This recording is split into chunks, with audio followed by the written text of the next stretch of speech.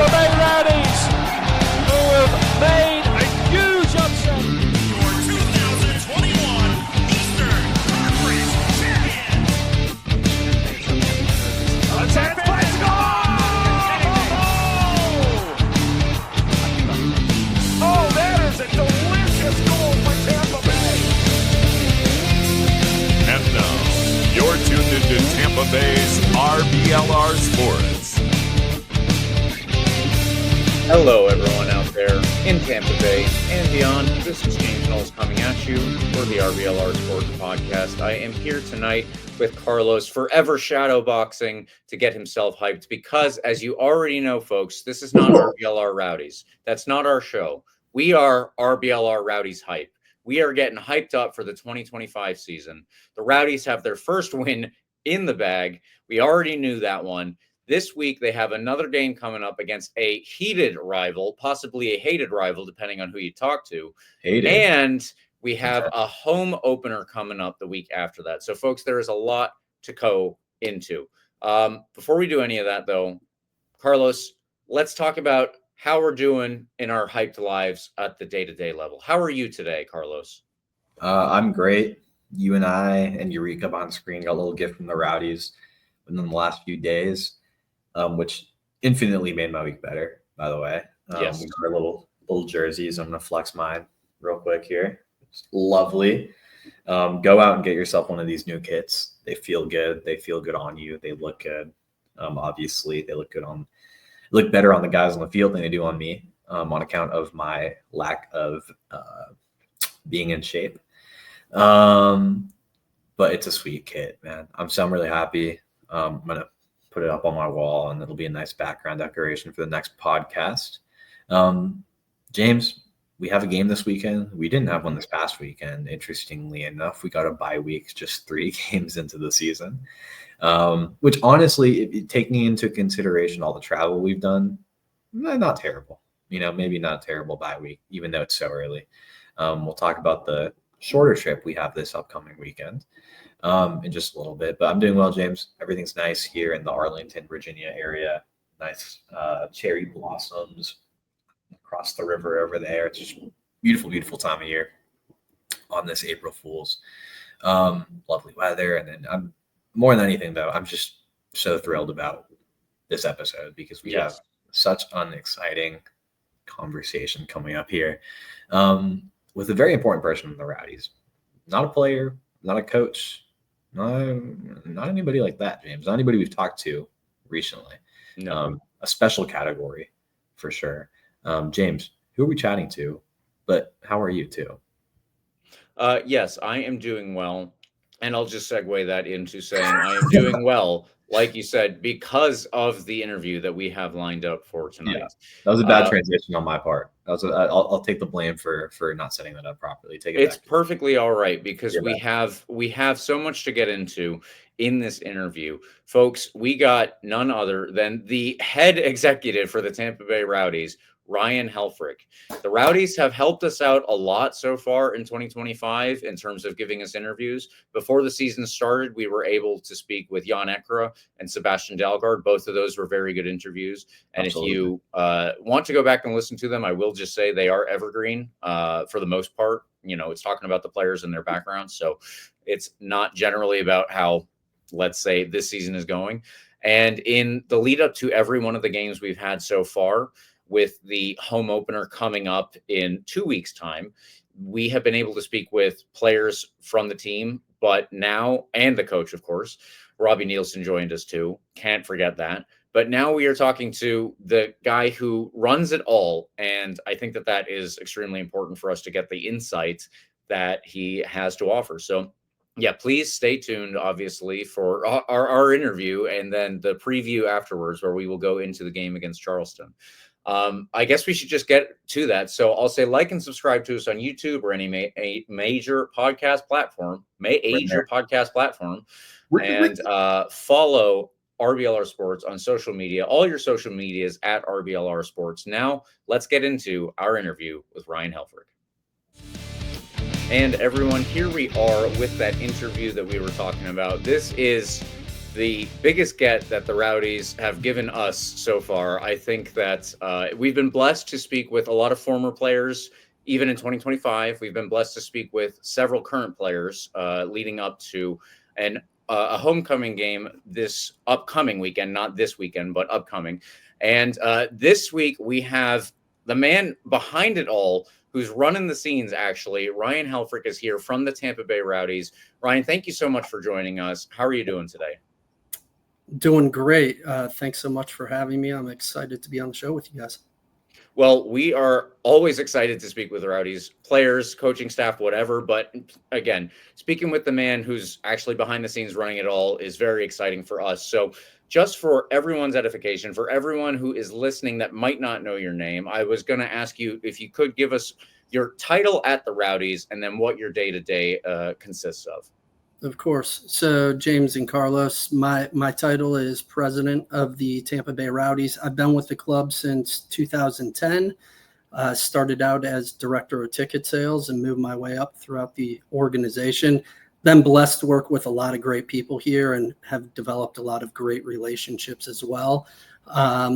Day to day, I'm overseeing the strategy on the business side and working closely with Nico Castillo, who's our head of soccer operations, and the technical staff and the technical side to make sure that the team's prepared each and every weekend. And really, it's my job to make sure that the business is moving forward. But we couldn't do what we do without the great people who are employed here.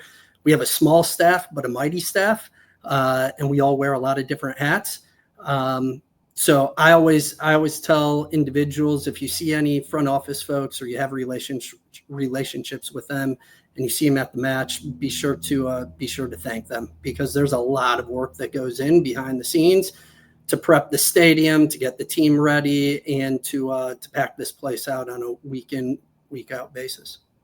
Yeah, I think that is an understatement for all the stuff that you guys have to do for any individual game. And obviously with all the preparation coming up for this one in particular, again, that will be on April 12th, not exactly this weekend, but the one after. So to get into our discussion about the Rowdies in 2025, of course, there are a lot of games that we can get through, and we'll talk about that in a little bit. But the first thing I think that is the easiest to talk to, or the first thing that is the easiest segue into this conversation, I guess, is getting us back to Al Lang right now. There is that game on April 12th because the stadium has been undergoing renovations. So I wanted to first off ask you how renovations are coming and what that process is like.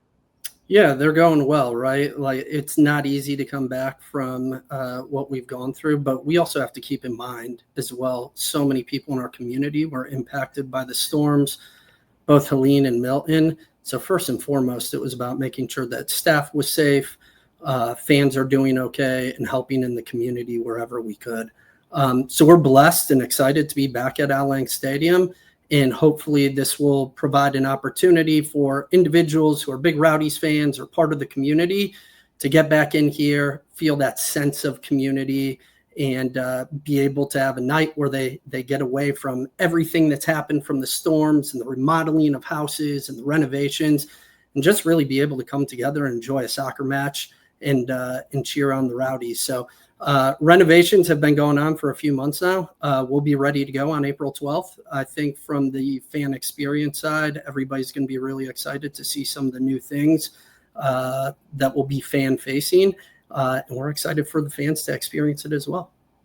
Yes, and we discussed with you a couple of weeks ago what the RBLR folks can do to try and help the team. And so we are doing our smallest little bit here by doing RBLR Rowdies Hype. That is our 2025 motto. And so we are going to continue that as we go into our games here. And I'm very excited to see, just like you said, what everything is going to be like within the stadium and everything. And hopefully RBLR can be there to get some chance going at the very least. But Carlos, I will turn it over to you now. Absolutely. Ryan, a pleasure to be chatting with you as always. Like James said, thanks for joining us. I want to ask you a little bit more about the extent of the damage that Al Lang took, if you could share a bit about that, because I remember, this obviously wasn't very long ago, the back-to-back hurricanes, and obviously the Rowdies parent organization and the Rays dealing with their own stadium issues, playing over in the Tampa area at Steinbrenner Field. So Obviously, both stadiums took a good hit here. Could you share a little bit about the extent of the damage that Al Lang took early on with these back-to-back storms? Yeah, so the biggest damage that we took on, Carlos, and by the way, good to see you. Haven't talked to you in a while, so thanks again for having me on the show, and it's good to be speaking with you. So most of the damage that we took on was from the first hurricane, Helene. Obviously, we're right up against the bay here. We have that beautiful waterfront view, and really it just came down to flood damage, right? The locker rooms, the executive offices, a good portion of the stadium that the staff is familiar with, and it's probably more behind the scenes, took on water intrusion. So to fix that up throughout the off season, again, it's been challenging, but we've been working closely with the city to make sure that we're back up and running by April 12th. It's also one of the reasons that we're not at home until April 12th. Typically, as you know, we're in a warm weather market. We're going to have 2 to 3 matches between when the season kicked off, March 8th, and April 12th, right? This year, we worked with the league, and we were able to push back the home matches to start on April 12th. We know for some people it might not be ideal. We have 7 matches here in 8 weeks. So when you look at the overall schedule, it's almost like there's a spring schedule and then a fall schedule with a gap in the middle. But again, we had to do what was best for the organization. We wanted to make sure that we had home matches where fans could come back to Al Lang. As great as host as IMG was for us towards the end of last year, we definitely don't want to be kicking off our 50th anniversary season anywhere but our house. And it's a really exciting year for us, and we want to make sure that fans have the opportunity to make it out to all 17 matches here in downtown St. Petersburg. Yeah, that's a great point. It's a great point that I didn't even think about. Obviously great to work with the USL, and we have them as neighbors just across the bridge in the Tampa area. So I'm hoping that was a smooth process. But you mentioned the 50th anniversary. Obviously, plenty of hype is the word James likes to use. This offseason, a bunch of new signings, and we can talk about how the season itself is going here in just a little bit. But tell me a little bit about the excitement around the 50-year anniversary stuff. I mean, this is fun stuff. Obviously, we're one of the older organizations and still kicking around the Tampa area. Tell me a little bit about the excitement around the organization. What's the push this off season? What's been the driving force of this excitement for from the front office perspective about this 50th year anniversary we're celebrating? Yeah, so like you mentioned, Carlos, we're one of the oldest soccer franchises here in the United States. So we feel like we have a responsibility to celebrate our heritage and our history. It's something that, James, when we sat down a couple of weeks ago, we really talked about. So I think a couple of things. We started working on this about a year and a half ago. So this isn't something that we just came up with this off season. And there's been a lot of different plans in place, from how do we activate on match days to what does the fan experience look like to how do we engage with former players from the original era in the 70s to the modern era. And really what we came up with, the first thing was we worked with our creative team to come up with the Rowdies 50th anniversary crest. So we hope fans like it. We really like it. It has the Rowdies font style to it. And as you know, that's on our kits this year, right? So we're definitely excited about that. And you're going to see a lot of branding with the 50th anniversary logo all around the stadium. I think the other thing too is, Carlos, we've been dealing with these renovations and how do we get back into Al Lang with the damage from the hurricanes. And one thing that's really kept the staff moving forward is the excitement of the 50th anniversary. It also helps that a lot of the players from the original era, a lot of those guys are still here in town.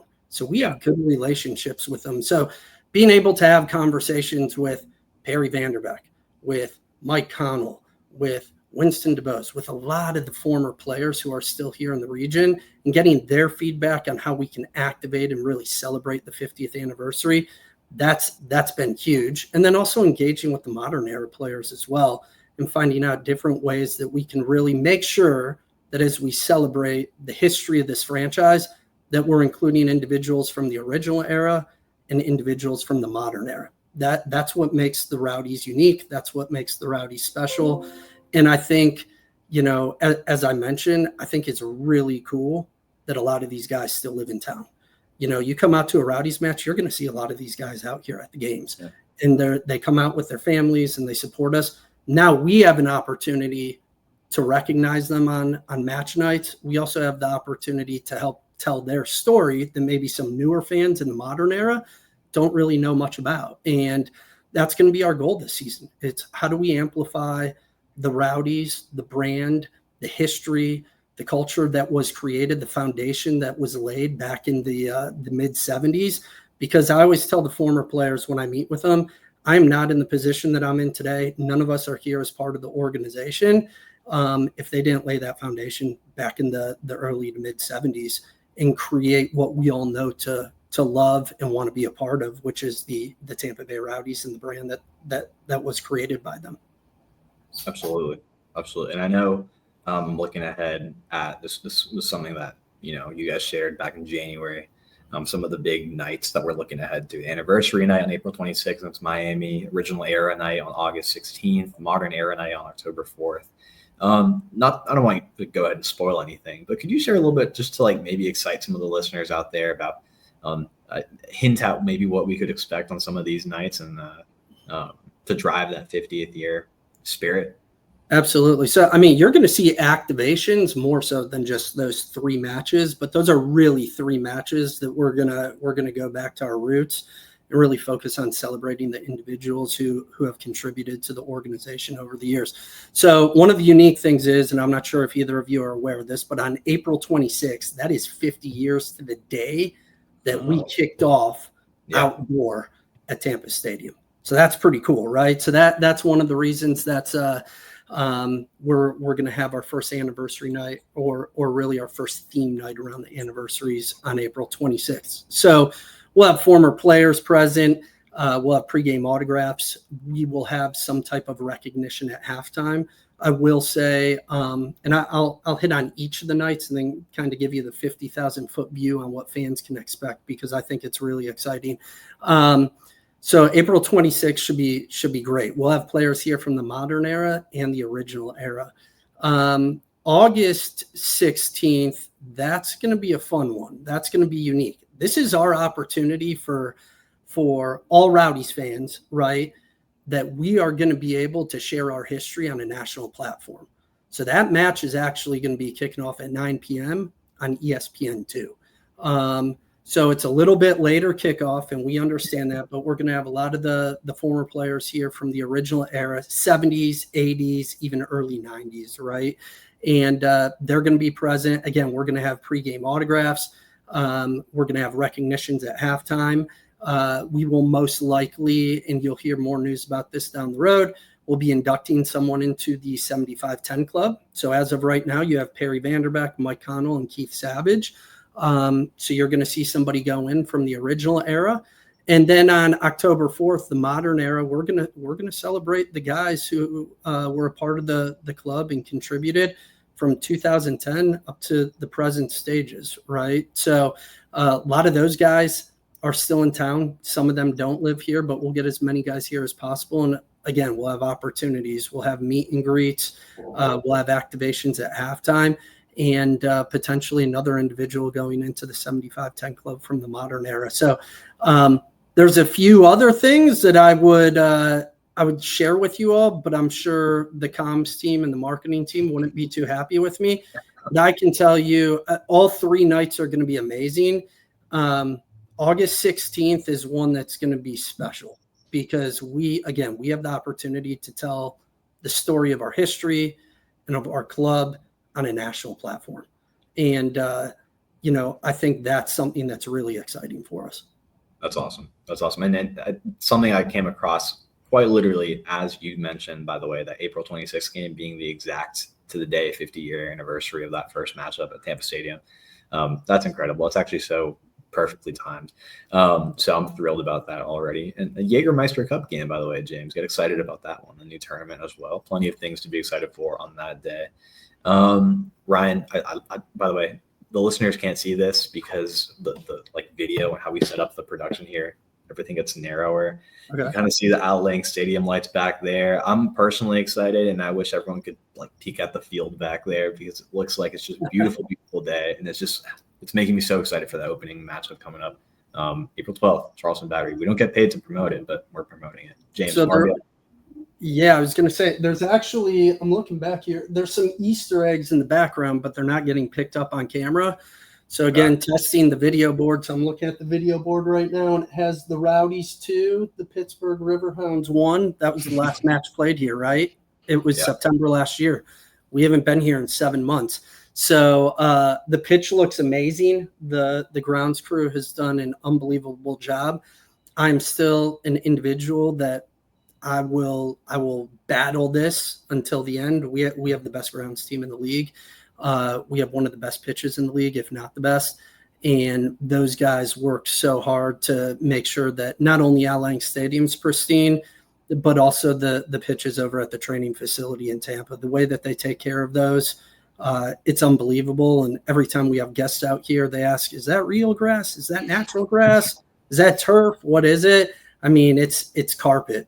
So we're excited for everybody to come back. They painted some lines on the field today. The painted white lines just look a little bit brighter and a little bit more fresh than they typically are. So it's we're ready. We're ready to go. Lots to still do, but we're excited to get back in front of the Rowdies faithful. Absolutely. I'm ready too. I know James is as well. James, I'll toss it back over to you before Ryan and I keep talking for another hour here. Well, I think there is so much to go over here, and that's because obviously there's so much preparation that goes into these games. Yeah. Ryan, I guess that's as good a segue as I can probably muster to get us into, you were talking about the modern era. Let's talk about specifically this season a little bit. It was a rough start, but the Rowdies did get themselves back on track with a win not last week, the week before against Miami. And so I just wanted to get your general take on how the season is going. Obviously, it's partly your role to help build the squad, also mostly the director of soccer there. But I wanted to, just get a general opinion from you on how you're thinking this team is going, because so far, Carlos and I still are very positive. As I said, we are RBLR Rowdies hype, and it's a lot because a lot of that is down to, I think, a very good roster construction. Yeah, absolutely. So listen, at the end of the day, we haven't started the season necessarily the way that we wanted to when you look at the results, right? But I think there are a lot of positives that we can take out of it. When you just look at the stats, and listen, stats don't win matches, and I completely understand that. But we're one of the top teams in the league with shots on frame. We got to put them in. We have to execute, bottom line. We've had some mistakes, right, that I think people have been and fans have been critical of, and we understand that. That's part of the job. But I always like to say it's not about how we start the season, it's about how we end the season. I can list years that I've been a part of this club where we've started out really hot and then we hit a lull in July or August, right? I mean, I think we look at last year too. Look at us at the end of July. We had that big match against Charleston, and we really had our struggles in August, September, and October. And going into the playoffs, I don't think a lot of people picked us to win against Detroit. It came down to PKs, but we got the result, and we moved on to Charleston. And Charleston, the way that their team's constructed, and Coach Pierman over there, he's great. He's one of the tops in the league in terms of getting the most out of his guys. It took a worldly from Aaron Malloy, with 10 minutes left in regulation. So again, not the result that we wanted, but it's something that we learn from and we move forward. So I'm excited, right? Listen, we've had over the years, and really over the last 5 or 6 years, Outlank has become a fortress. It's tough to beat us here. So we have a big matchup this week. We can't look too far ahead. We go to Charleston. We want to get a result there, but then we come home and 7 out of the next 8 are at home. And if you just look historically, we typically start off pretty well at home. And we're hoping that the team, starts gelling at the right time. There's a lot of confident guys as part of the roster makeup. And again, the formation changed around a bit last match in Miami. I'm not the one or neither is Nico the ones who decides who starts, who sits, right? We leave that to the technical staff and we put our trust in them. So we know that they're going to have a good game plan going into Charleston. And then we have to execute at home. We need points at home. We need 3 points at home. So it's going to be an exciting year for us. I don't like bringing this up, but I will, right? Like you look at Colorado Springs last year, look at their first 5-6 matches of the year, right? I think they had maybe 3 goals for them. First 4 games they dropped. They were at the bottom of the table, and then they got hot and they never cooled off, right? So for us, it's about executing the game plan, continuing to build momentum each and every match. And as we move along in the season, it's a long season, guys, and I know you know that, but it's about getting hot at the right time. We're going to have our ups. We're going to have our downs. It's about staying balanced, maintaining confidence, and really executing the game plan. And if we do that, we'll be fine. And I think that's why, I have all the confidence in the world in the guys right now to get it done. Yeah, and you said things that you hate to bring up, and I would also hate to bring this up, but it is just the perfect quintessential example in the USL of a team getting hot at the right time and just carrying it all the way through. And it happened to be Orange County, and it happened to be here. But it's true. It's an example of exactly that, just a team being hot at the right time. So I think that's, as much as it was more than a pain in all of our rear ends, I think that it is something that we can take a little bit of inspiration from as we're going forward. Yeah. And with that said, though, James, I will say, the expectation is to get 3 points, right? We want to win matches. We want to be an exciting football team and football club, and we want fans to be excited when they come out to the stadium or when they watch us on TV, which is also, I'll get a little plug in right now. It's great that our away matches are on local linear television with Tampa Bay 44. So I'm happy that our partnership team was able to finalize that deal. So again, we have such a great staff here, and there's so much work going on behind the scenes to really provide a first-class experience for all of Rowdies, the Rowdies faithful, and to also provide a first-class experience for our staff, for the players, and for all of us to be proud of. Yeah, and I actually did watch the last game on Tampa Bay 44, so I will join you in that one and give it a little bit of a plug there. So another thing that is exciting around the USL, and this will take us a little bit away from the Rowdies, but there's no way that we could have this conversation, I think, without touching on it. And I just wanted to get your take on the recent announcement by the USL that they are going to be instituting promotion and relegation, along with their instituting of a top division that is not a challenger to MLS, as they put it, but it's going to exist alongside MLS at the very least. So with all of that being said, what is your take on the promotion and relegation race and the way that the USL is trying to make themselves an even more exciting organization? Yeah, I think right now, James and Carlos, it's an exciting time for soccer in our country, right? You have the Club World Cup coming here in a couple of months, which there's a lot of excitement around. I wish there was a little bit more excitement around it outside of the soccer circles, but I think it will start to pick up steam here as we get closer to June and in group play kicking off. And then the following year, right, we have the World Cup, and it kind of snowballs from there. So the timing from the league's perspective is, let's move forward with this, and the owners voted in favor of it. I think it's exciting for the game of soccer, the game of football here in our country. I think it's something that's going to be very unique. At the same time, I think a lot of people think like we have all these details and know the detailed plan of how this is going to work.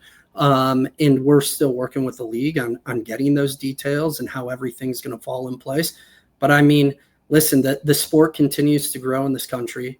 The USL Championship continues to grow, and League One continues to grow. So I think it's just an exciting time for soccer. And there's going to be a lot of fans who are really excited about it. There's going to be some fans very disappointed with it too when their club gets relegated, mm-hmm. right? But at the end of the day, I think it makes us different really than any other soccer league in this country right now. So we're excited for it. Still a lot of work to be done. still a few years away, so we'll see how everything shakes out. But I think it's something that I definitely see where the fans are super excited for something like this. Yeah, absolutely. Because as you said, it is extremely different. It's something that the rest of the world does, but we have not for all of the history of this sport in this country. So that immediately makes it stand out a little bit more. Now, without having the details, because as you said, those details may or may not even exist in all the places that we think they would right now, or they might not be anything that certainly can be shared at this stage. But Rowdies fans are gonna, their minds might be wandering off about where the Rowdies could be in the future with this league coming up, with this promotion and relegation institution. So I guess my next question for you is just to bring it back to the club specifically. How does the Rowdies grow as an organization? How do fans, if we can, how do fans help with that in our own way? Yeah. So again, like I think we're still a few years away, and we need some more details on this, right? I think as everybody knows, just with USSF sanctioning, right, there's some standards that clubs need to meet. Biggest thing for us is how do we pack out the house? How do we make Al Lang a fortress? And how do we continue to build and grow the team? Enhance the culture on the team side, and enhance the culture on the front office side, and really be one of the best clubs in the United States here domestically. That's the way we operate. Listen, at the end of the day, we want to be a top club in USL Championship. We think we're a top club in USL Championship, but we also want to be known as a top club in this country and here domestically. And I think one of the ways that you do that, one, you perform on the pitch, right? That's definite number one. And then number two, you have support in the stands, right? And you're packing this place out each and every week, and you're creating excitement, and you're creating new fans, and you're getting involved in the grassroots in the Tampa Bay region, and you're creating new fans from schools and rec centers and youth soccer clubs, because we really want to create that next generation of Rowdies fans. We're very unique in the sense, when you look at our fan base, we have, a certain demographic that followed the Rowdies back in the 70s and 80s, and they've come back and they still follow the club now.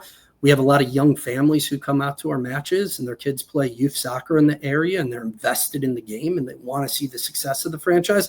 Then you have individuals like myself and both of you, right? Young professionals. I like how I'm putting myself in young professionals, still over 40, but young professionals who are passionate about the game and want to see it grow, right? So how do you take that next step? You win on the pitch, right? You create a winning culture. You win off the pitch. How do you win off the pitch? You pack this place out and you create an atmosphere that people want to be a part of. And that's something that we're looking forward to do in continuing here this year with the 50th anniversary, and then leading throughout Club World Cup, FIFA World Cup next year, and then heading into the 27, 28, 29 when the league hopes to institute promotion relegation in D1. There we go. All right. Well, that is a good answer to that one. I will definitely say. Carlos, I'm going to turn it back over to you now while I revel in that. Yeah, no, Ryan. I mean, there's so many places we can go with this conversation, and again, thanks for spending coming up on half an hour here, chatting Rowdies and the new season and everything. Couple more questions for you on my end. You mentioned the grassroots soccer and continuing to build our presence in this area. I want to ask you if there's anything going on the academy side of things. I know we've continued to bring in youth players from the Tampa Bay area. I know the USL Academy League is still out there and ongoing. Is there any discussion in the front office side of things on a future for Rowdies? What the future looks like in terms of Rowdies youth soccer, Rowdies Academy stuff? Or obviously Nielsen has a great philosophy when it comes to bringing in young guys to the squad. What does it look like on the front office side of things? Yeah, so Robbie and the technical staff, they're going to continue to build relationships with youth soccer clubs and bring in top talent from around the area, so that there is a pathway to the Rowdies. I think, without going too deep into it, we do have some exciting news coming up, a couple different things over the next few months. I can tell you we're not going to have an academy this year. There's a lot of infrastructure that goes into that, but we are going to come up with a plan so that there is a pipeline that feeds into the first team, and it's not just going to clubs and having those relationships and individuals coming by invite only. So there are some really unique and cool things on the horizon that I think fans should be excited for. 5 years ago, we started our Little Rowdies program and our Junior Rowdies program. And again, this is grassroots, guys. This is very recreational. This is getting a soccer ball at the kids' feet. It's just getting them comfortable with the ball, right? I would say that the Tampa Bay region, there's a lot of good youth soccer clubs in this area. We try to work with them all. We try to have really good relationships with them.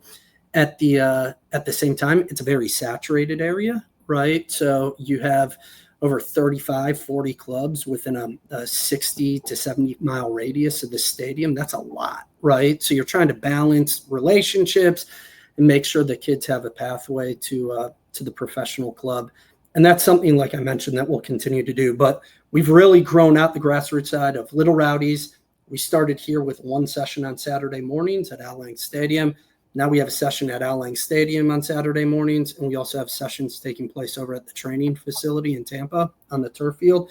Then we also have Junior Rowdies, it's very recreational, and it's more so for ages 6, 7 years old to about 12. And again, they train on Wednesday nights, and then they play each other on Saturdays. And we have that league going in Tampa and St. Pete as well.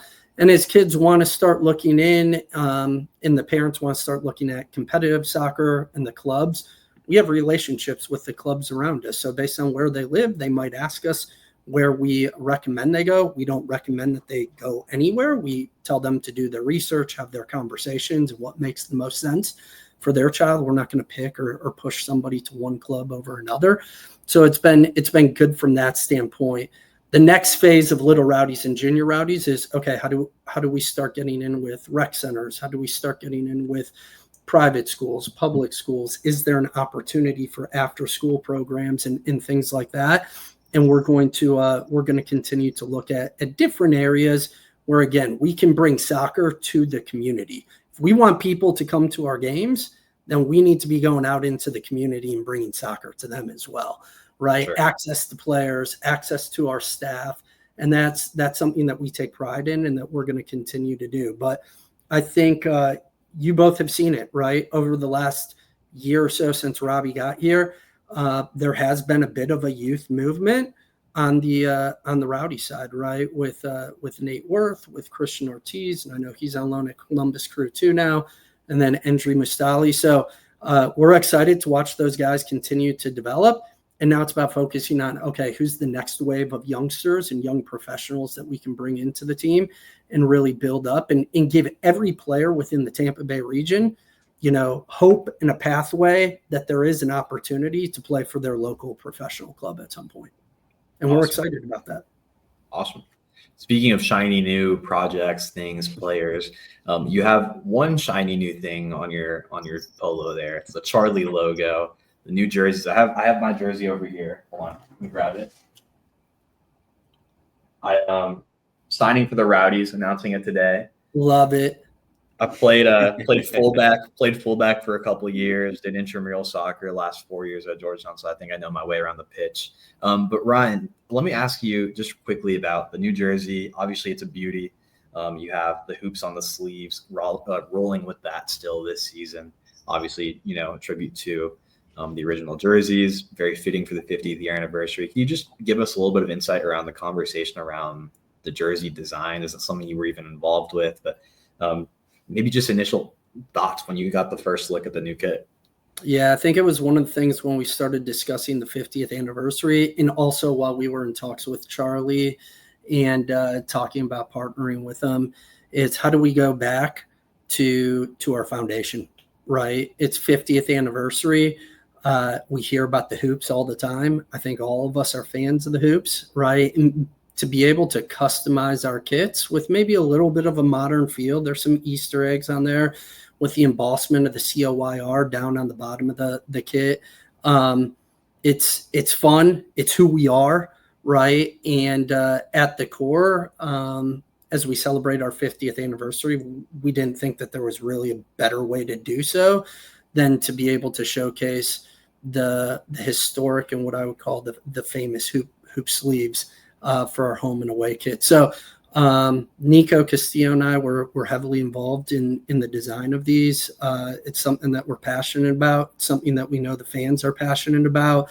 I think one of the exciting things, if fans aren't aware yet, this year in the new team store, which I will say in the new team store, there will be customization available, right? So fans can pay a little bit extra and they can get a name and the number on the back, whether it's their name and a number or one of the players' names and numbers. That's something that we're super excited about. And again, I think when you think about the Rowdies, the kits are a big part of that. The hoop socks, the hoop sleeves, and to be able to bring that back was something that's important to us. And now it's, okay, how do we evolve from here, right? And what do our kits look like in the future? But I do think it's an important part of our history. It's an important part of the organization to be able to, again, go back to the foundation and really wear the kits or something similar to what we started with the collars and the hoop sleeves. So we're really excited about it. I will say this, there's more to be excited about later on this summer too. There you go. Throw that one in there. I'm already getting excited. And it's what we just hit April. It's April now. Man, that's crazy. I'm looking forward to summer already. James, anything you want to throw in here as we start to wrap things up? No, Carlos, I think that we have hit on all the areas that we were planning to today. So at this point, I will just wrap us up by saying, Ryan, again, thank you so much for joining us and giving us this insight into the club, the processes that go into actually putting a team out on the field. There's a lot more than anybody would ever think of. I can certainly say that. But yeah, thank you so much again for your time today. Yeah, thanks for having me, to both you, James, and Carlos, and I know Eureka behind the scenes, and we appreciate the platform that you guys provide on a weekly basis to highlight the Rowdies, highlight what we're doing, and really give the team the attention that it deserves and needs. So we appreciate you guys and all you do for the club as well.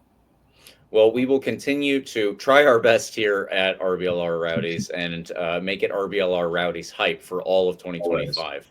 But yes, thank you again. And everybody, we will see you soon at Al Lang Stadium. Thanks, guys. And everyone, that was Ryan Helfrick. He joined us. This rinky-dink podcast of RBLR Rowdies. Of course, it should be known as RBLR Rowdies Hype because it is 2025. And Carlos, I am feeling hyped as all get out right now. I'm gonna go paint myself green and gold and streak down the streets of Bradenton with at least something covering so I don't get arrested. And then after that, I will drum up enough people to run with me to the stadium, even though it is Tuesday and we are not going to play a home game for another 2 weeks. How do you like my plan? Well, if you start going now, you'll make it by the first home game, I think. It's a bit of a hike from Bradenton to Al Lang, but I would imagine it would take you a long time. So there's that. I wouldn't recommend streaking down the streets of Bradenton, though, just generally. But if you do, painting yourself green and yellow is quite the way to do it. So send it. What a chat with Ryan Helfrick, by the way, who would also probably not recommend us doing that. But I love Ryan, man. I love Ryan. I love chatting with him just when I come across him at the stadium. He's such a personable guy. If you ever see him around the stadium, like, he's one of those guys that would love for you to introduce yourself, and he'll probably remember your name a year from then. You know what I mean? One of those really just great people around the club, and an OG of the club, by the way, too. He's been here, I believe he said, what did he say, 10 years? No. Yeah, since I think so. Yeah, so he's been around for quite a while with this Rowdy squad. So he knows the ins and outs. He knows, what's going on in the front office, and he's worked his way up to the role of president. So it's been really, really cool to see him kind of just be around the club this entire time we've been growing. He's a really great guy. So many great conversations with him off air and around the stadium, James. But more importantly, on air, we're chatting right now after this interview. Give me some of your takeaways from this chat, because there's so many things we could talk about. We dove into pro rel. We dove into some academy stuff and the youth movement, how the season's going. There's so many different ways we could have taken that conversation. So I'm glad he was able to stick around with us for some 40-ish minutes almost. James, what was your takeaway from that shot? Well, I really wanted to get into with him how the club goes on, because just like I said in the interview, I think a lot of Rowdies fans will look at the recent news coming out of USL and say, I want our club to be a part of that. I want to be part of, assumedly, the USL Premier League. I want to be part of the top division that the USL organization is creating coming up in the future. How do we do that? Well, we do that, like he said, by selling out every game coming up this season. Now, it's going to be hard to literally sell out every game. That's probably not something that I think has been done in the recent history of the Rowdies anyway. But 7,000 isn't that many people, folks. I think that we can do it. And as part of RBLR Rowdies Hype, we're going to do everything we can to make sure that every one of these games that can be sold out gets sold out. So if you are listening to this, the first thing that I will tell you is, A, get your ticket unless you are going to be out of town to go to at least April 12th. Now, you also heard April 26th is going to be a big one. July 4th, of course, is going to be a big one. And I think it was August 19th is going to be a big one. Those are not the only home games. There are lots of other home games, but at least circle those dates on your calendar. Make sure that you're already aware those are Rowdies days. Yeah. Other than that, if you don't have your tickets, get your tickets. And secondly, start talking to other people. Start getting other people and tell them, hey, I'm going to the Rowdies game. It's going to be on this day. I want you to come with me. And you can get them to get other people. You can go to other people. Make sure that you are bringing people if they can come. We're going to make a pyramid scheme out of at least getting other people to come to the stadium. Yeah. The rest of it, there's no financial aspect until you buy the tickets, which is going to be from the team. But we're going to make it a pyramid down that you have to recruit 3 people and they have to recruit 3 people and so on and so forth until we have 10 million people outside the gates of the Rowdy Stadium, and Al Lang only holds about 7,000, as we said. That's how that felt. Does that work? That's how that felt in that that infamous game you mentioned, the Orange County final. If you remember that one. That game was so ridiculously packed that I'd never seen like the crowd coming from that midfield gate. If you're in the main stands and you're looking at the midfield gate, the wave of people just trying to make their way to the main stands was so ridiculously insane that it took, I think, through like the 15th minute of the actual game to have people in seats and kind of cleared out from that on like kind of pitch level area. That's what we need every game, man. Like, and again, it's not that many people. We probably sold more tickets than we had seats for that one, is what that felt like. And that should be a problem every game, man. Like, it's right. Not, and again, this is something that we've kind of touched on now with the Rays being in Tampa now, right? The Rowdies are truly the only professional team in the St. Pete area. I'm hoping that St. Pete really rallies around the Rowdies, checks it out. Folks that have never been to a game, go to a game, enjoy that nightlife around there after, especially that late night game against Phoenix, that 9 p.m. kickoff. Are you kidding me? Yeah. That'll be fun. You leave the game and the bars are going to be packed already. So yeah, it'll be a great time. Like, these games are so much fun. And if you're listening to this, you've probably been. But like James said, if you're listening to this, you're also probably kind of a sicko. And that means you should probably go grab a friend or two who haven't been to a game and show them why it's the best bang for your buck in the Tampa Bay area. James, another thing we hit on with Ryan, Al Lang renovations, 50th year anniversary celebrations. There's just so much going on, so much excitement around this team right now, even though the start of the season hasn't been as ideal as we would have hoped or Ryan would have hoped. But there's so much excitement going on. And I'm really excited to see the Al Lang renovations, the new team store, new location. It'll be bigger, more wide open. Some new food too, I'm hearing. Yeah. So there's just a lot of things to be excited about around the Rowdies right now, around the stadium itself. By the way, this upcoming game, Charleston Battery, not at home, but the one after, that Loudon game, should be sold out, man. Yeah. Get your tickets, get everyone over there. Before we get to the Loudon game, though, James, we should at least touch on this Charleston game, right? It's a semi-important one. And before we do that, I'm going to throw in one more shameless plug, James, and then we can jump into talking about Charleston Battery and Cal Jennings. Does that seem right? Is it appropriate? That seems right. It still feels weird saying Cal Jennings and another team, particularly the Battery. But anyway, more importantly, liking and subscribing is free, guys. But if you need some new threads, you've already bought the Rowdies jersey and you want to get some more awesome Rowdies gear or other Tampa Bay sports gear, by the way, you can support this podcast by heading over to the shop.rblrsports.com website and checking out all the fun designs that have been cooked up over there. The link is in the description of this podcast, wherever you're watching it, whether on YouTube or Spotify or Apple Pod, whatever you're doing. Check out the link in the description.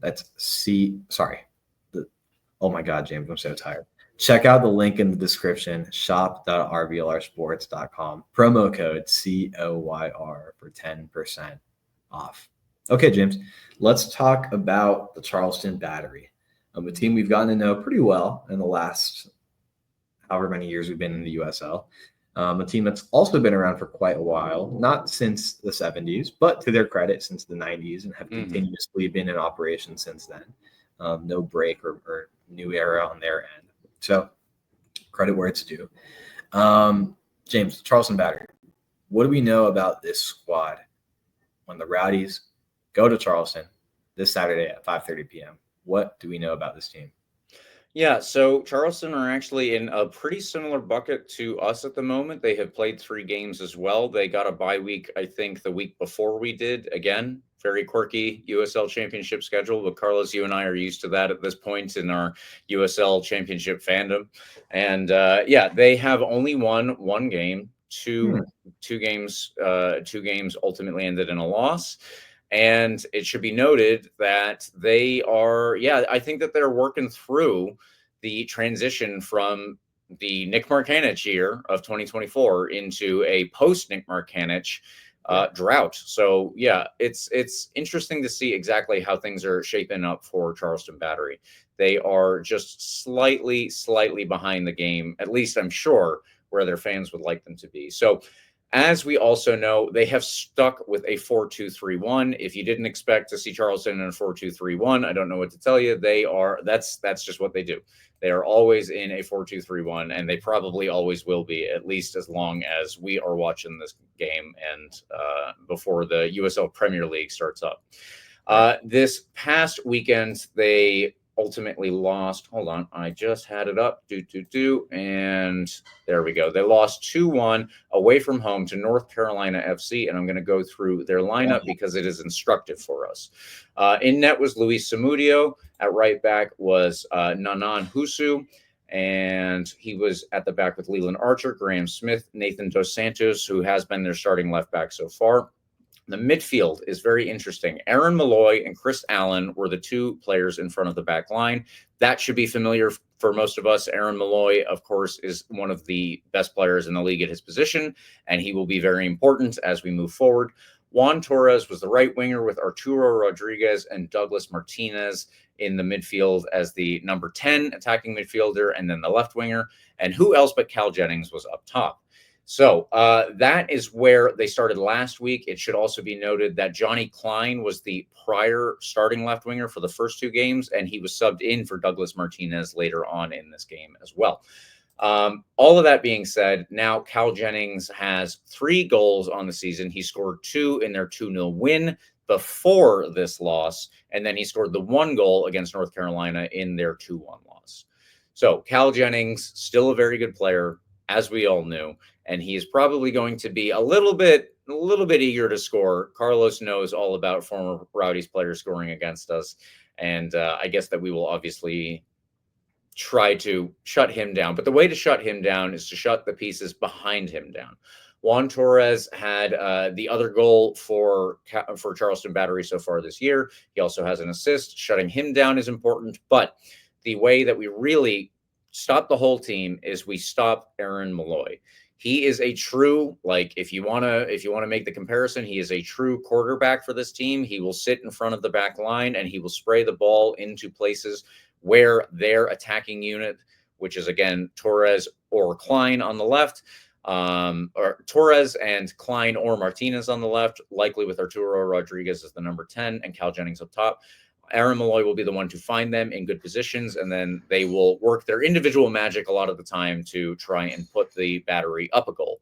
So expect all of that to play out because they are all very good players individually, but Malloy is the one to stop. If we can put a lot of pressure on him, then I think that we are going to be a little bit better off. And the way that I'm hoping the team does this, as we saw in the last game, Carlos, we were able to put Lewis Hilton on the field. We were able to put Danny Crisostomo on the field, and we were able to put Cammy McPherson on the field. At the time, I said, maybe I wasn't too sure about how Cammy McPherson did in this higher up role. I think he actually probably did pretty well. Unfortunately, he did not get the goals that he was probably close to scoring. But at the same time, he has very good defensive instincts, even when he's playing in this higher position, which means we can put the battery back line, and more importantly, the battery midfield under pressure when they have possession of the ball. If Cammy McPherson sticks to Aaron Malloy the way White sticks on rice, I guess is one of the sayings, or anything that falls into a glue trap.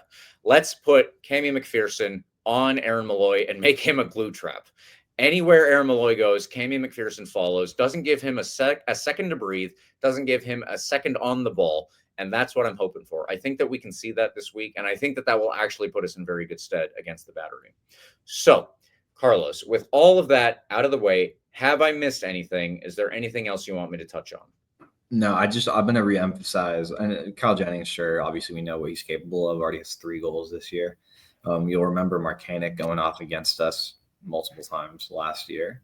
But the player that, for whatever reason, well, I know the reasons because Marcanic was there, that never got like the hype that he earned on the field was Juan Torres, their winger. Yeah. I mean, the guy's ridiculous. He scored that worldie against us in like the 8th minute when we played them last summer in that crazy 4-2 win we had. Loves to talk smack on the field and to the fans, if you recall that. Very fiery player, just explosive winger from Colombia, I think. Mm-hmm. A plug for recruiting South American talent, by the way. He was at Millonarios before that, so no U.S. soccer experience before that. So anyway, I could go into a rant about how much talent there is for us waiting for us down there, James. But this guy's good. So I think to a certain extent, like obviously there's a justified fear of Cal Jennings' talent, but we know what he's capable of. All right. And that shouldn't be anything new for us. I think this is a great game for like a Lawrence White to lock in here because he's so quick. He'll be one of our quicker backline guys. This is a game for Lawrence White to really lock in and kind of track Cal Jennings for 90 minutes. That's kind of what Cal relies on, right? Is this long ball, use his speed to beat you kind of thing. He dribbles very directly at the goal, as we've seen before. There's not much like, crazy footwork or anything. He's just very quick and keeps that ball very close to him when he's sprinting at you at 100 miles an hour. This is a game for, I think, White to be ready for those long runs that he's going to make. To not, let him get that space. And for just like a general sense of composure from our back line as well, not to dive into any tackle that Cal Jennings kind of seems to offer you when he's charging at you. We know what he's capable of. We know his game. So I'm hoping that gives us a certain leg up when we play him this weekend. But again, Juan Torres, I think, is the biggest X factor for them. Honestly, like their biggest weapon, because I think we'll be able to shut down Cal Jennings pretty well. That's my prediction, at least. I think Juan Torres, if they do get on the score sheet, which I think they will, I think it'll be him that gets on the score sheet, unfortunately. So, James, is it time to jump into the predictions here? I think so. I think that's where we're going next. I will let you start us off. Yeah, so my official prediction is a 1-1 draw. I don't feel too locked in on that. I am pretty confident about this being a really, really good opportunity to jumpstart something here. I was hoping it would be against Miami, and to a certain extent it was. We got, Wubens' first goal. But if you go down, up there to Charleston and play a good game, somehow get out of there I think we match up well against this team, despite our, struggles early on. Charleston is also struggling right now early on. Mhm. So they're trying to figure out their identity, just like we are. So I don't think there's a much better time to play them away, if that makes any sense. They're going to figure it out, just like I think we will figure it out later on. And that's when it becomes harder to play them on the road and get 3 points over there. So if there's a time to knock the Charleston away game out of the way, at least the league one, not the Jägermeister Cup one, which will come later on. If there's a time to get the league one out of the way, I think this is the one. This is a good time for it, if that makes any sense. Both teams are trying to find their identities, so I think that opens up an opportunity for a silly mistake on the back line on either end here. And I'm hoping that swings in favor of the Rowdies, but I do think it'll be a pretty solid toss-up here.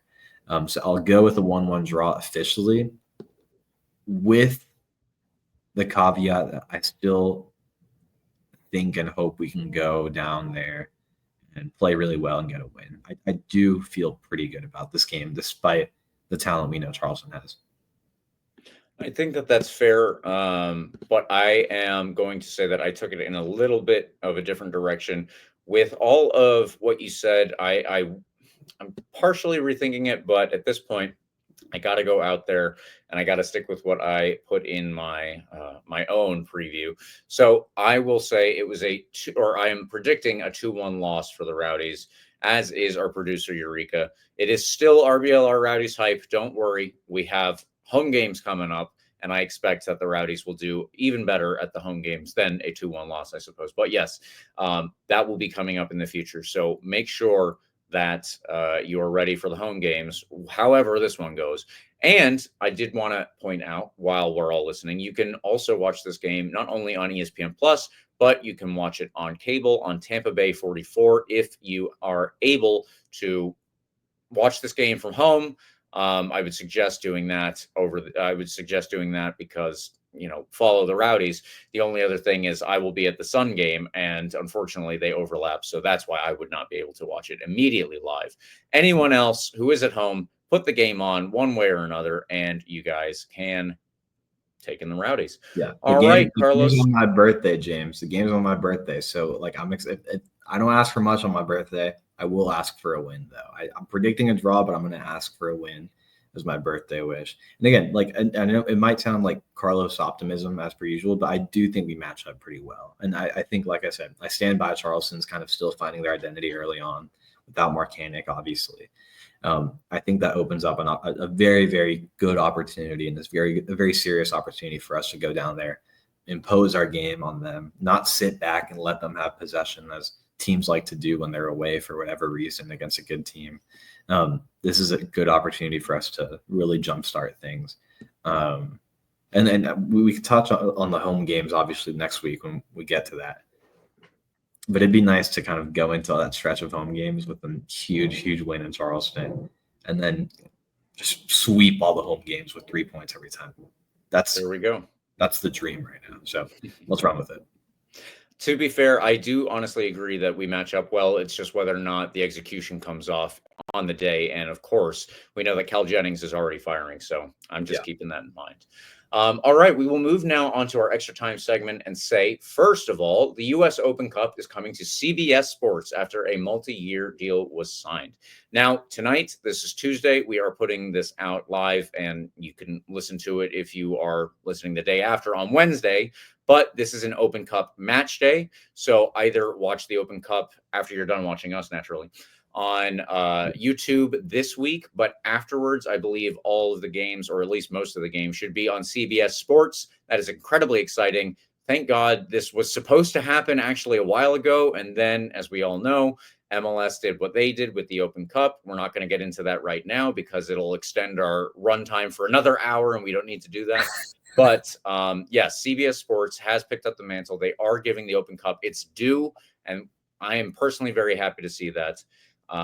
Good job, CBS Sports. Keep up the good work with soccer. Legitimately, you guys are covering it really well. I like the morning show, and I'll also put in a plug to say bring back Alexis Guerreros to the morning show next weekend.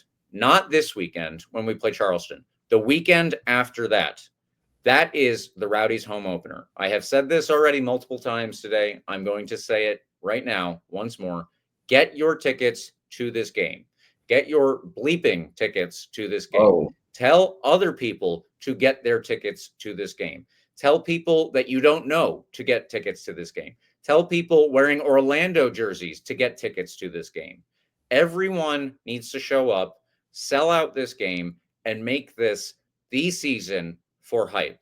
RBLR Rowdies hype. That's what I'm doing right now. We're getting it started, truly rolling with the home games. There's going to be, hey, Ryan Helfrick was on here to tell you about all the cool stuff that's going to be at the stadium. All the cool stuff that's going to be at the games. This is where we get it going. Show up. Let's get it started. The first home game of the season. Let's get them sold out. Let's get these home games going and really, really inspire some hype around this club, on the pitch, and get some wins. That's what I want for 2025. Carlos, anything else? Follow at RBLR Sports on Instagram, Twitter, TikTok, Facebook, Threads, everywhere you are, we're there. Follow me at CarlosTPA10 on X, formerly known as Twitter. James also has an account on that website where we will continue to spew Rowdies propaganda to make sure that that first game is sold out, make the lives of our ticket representatives a little bit easier. Having worked in athletics ticket sales and knowing how difficult it is, I can always appreciate all the hard work that goes into that from the front office. And Ryan said this as well earlier in our chat, right? Whenever you see, your front office staff around the stadium, give them a good shout, give them a thanks, because there's so much work that goes into making Owl Lang what it is for us every Saturday, usually Saturdays, sometimes Wednesdays. So like I said, James, let's make the lives of our ticket office reps a little bit easier and sell out this upcoming matchup next week. James, where can folks find you on X, formerly known as Twitter? I am at RBLR James K. You can see it down there if you'd like to get at me and help me build the hype for 2025. That is what I'm looking for. Thank you, everyone, for tuning in. Like and subscribe to our podcast, and you can get the full experience on YouTube. We are also on Spotify, the iHeartRadio app, Apple, and Google Podcasts. We got a game coming up. The home opener the week after. Folks, come on, you Rowdies.